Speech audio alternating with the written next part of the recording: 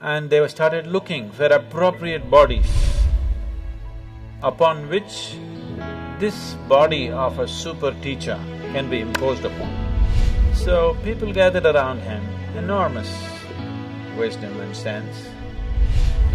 So Khalil Gibran said about J. Krishnamurti, when I walked into the room, just those 5 Saturday afternoons, an hour and a half, that much impact he had on me.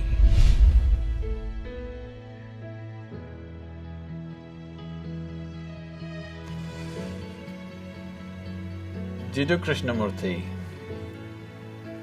was born in a village called Madanapalli. I've been to his house where he was born and where he lived.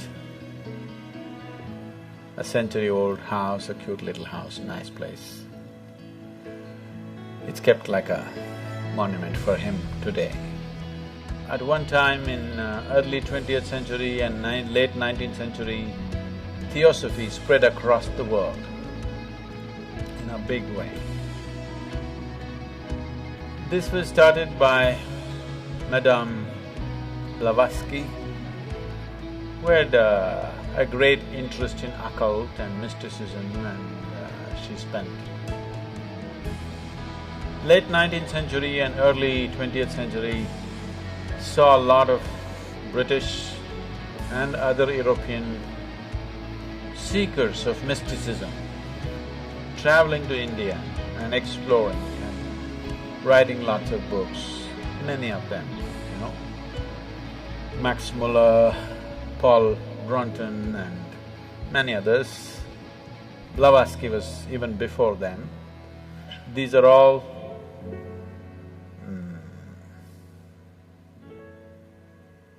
explorers of mysticism.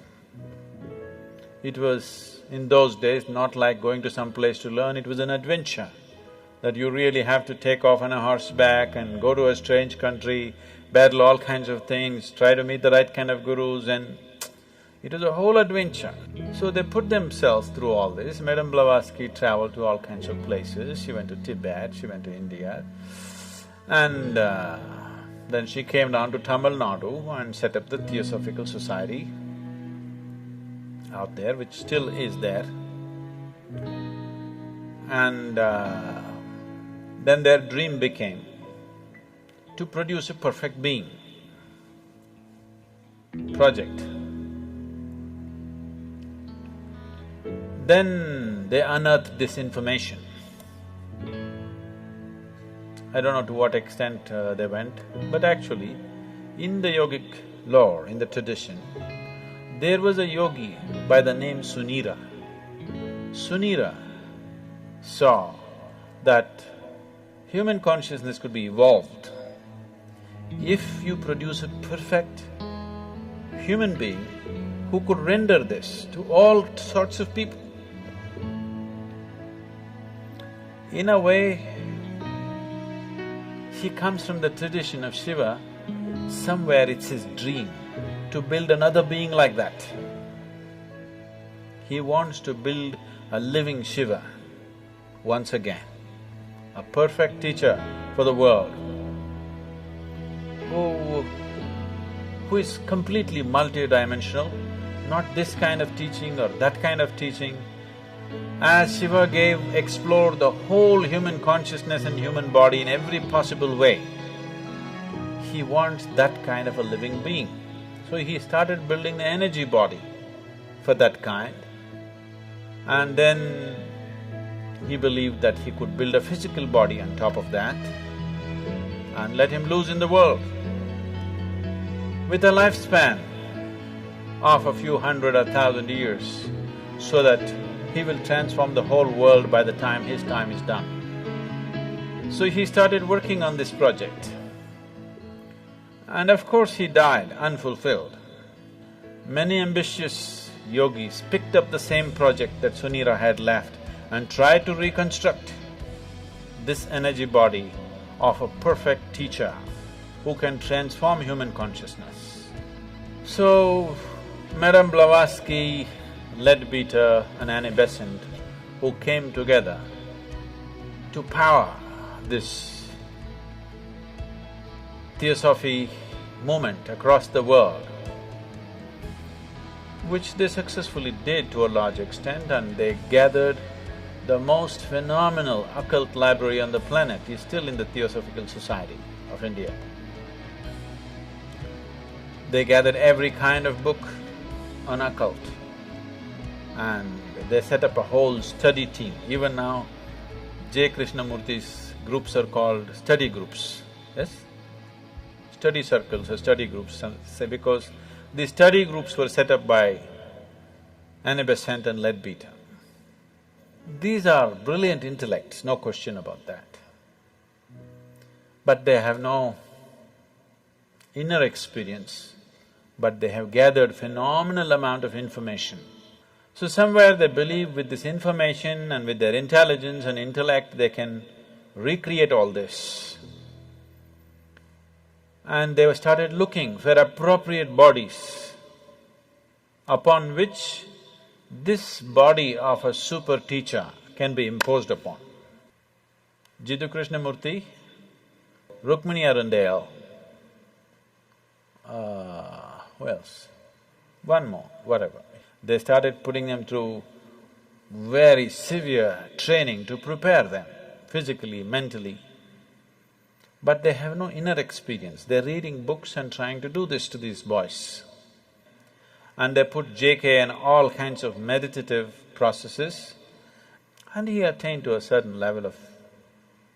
he became a fantastic human being. He was something that nobody could decipher, but he was like a flower, his fragrance could not be missed. Then they decided, when JK was about 20 years of age, 27 or 28 years of age, this Theosophical Society decided to announce to the world that he is the world teacher. The perfect teacher has come. People gathered with great interest in this. JK came on the podium and he said, "I am not a world teacher." Poof! The whole Theosophical Society and their project, everything went down the tube.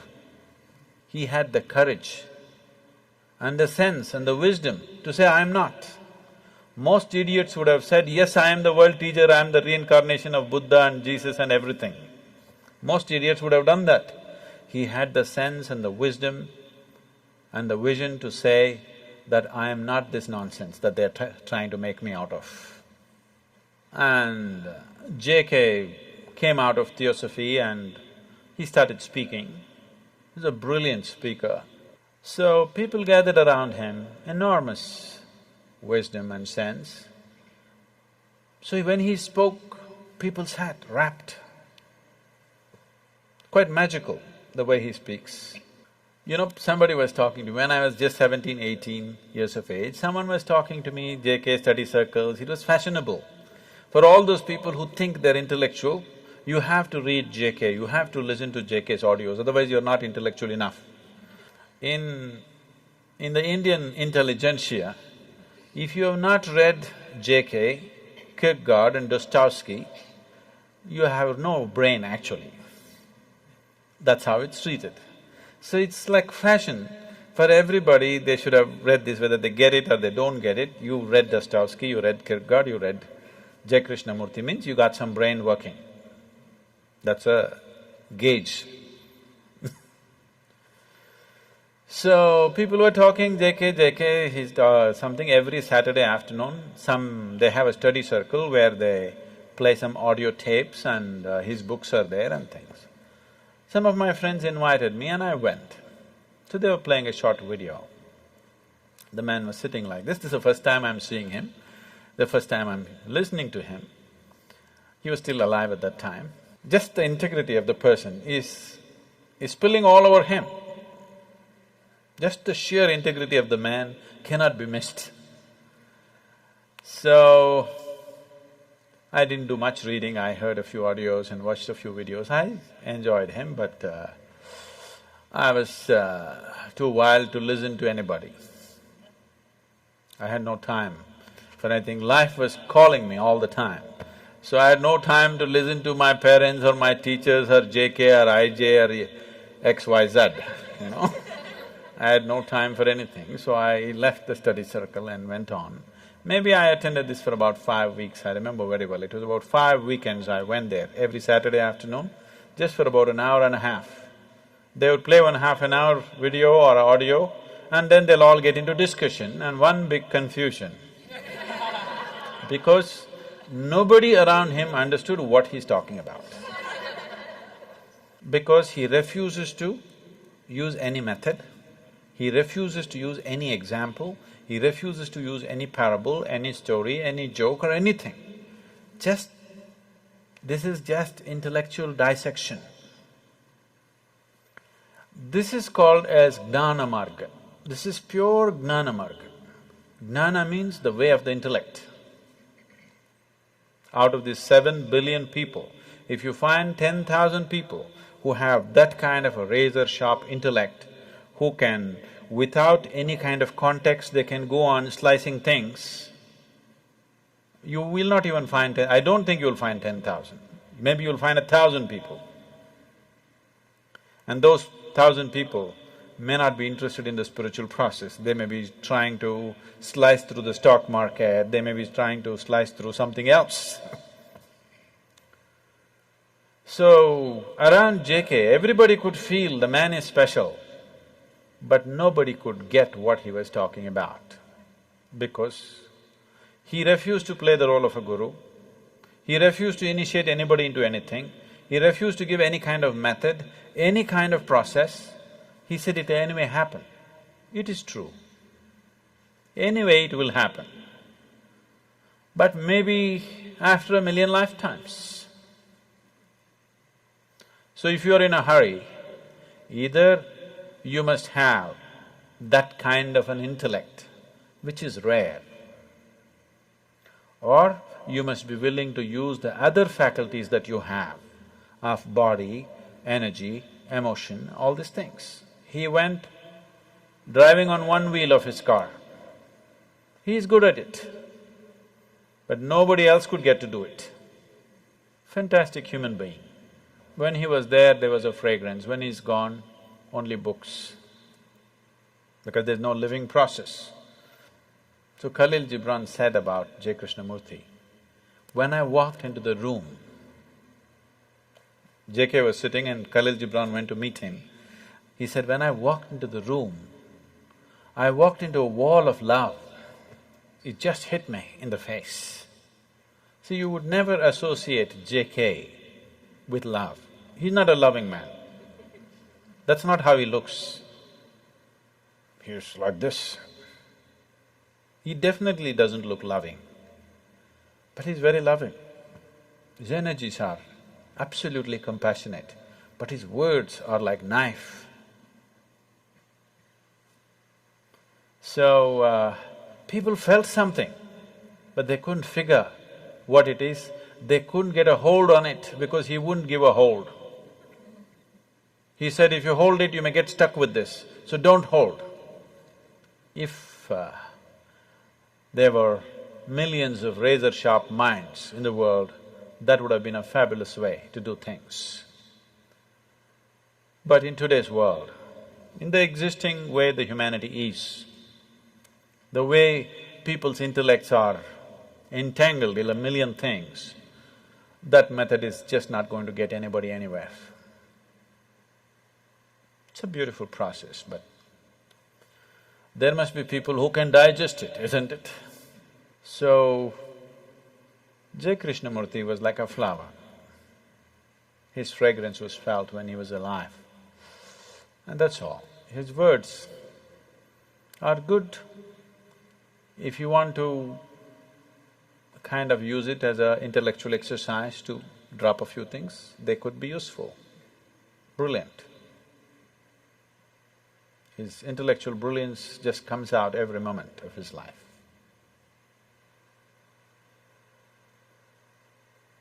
He started a few schools, which are wonderful schools, which are still on. I must tell you my association with him. When I went to this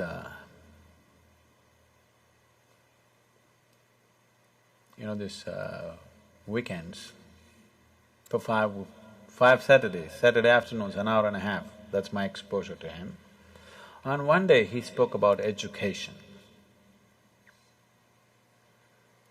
And it really gripped me.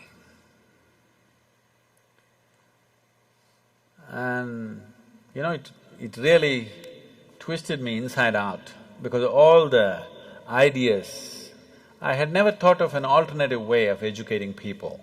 I was only thinking of how to dismantle all the education system in my mind.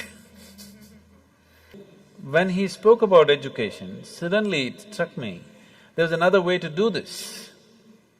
So just this thought came to my mind. I was just maybe 17, 18, and I was living wild and I have dreams of running away somewhere. So I just thought if at any time if a child comes under my control, I would like to put the child to this kind of education.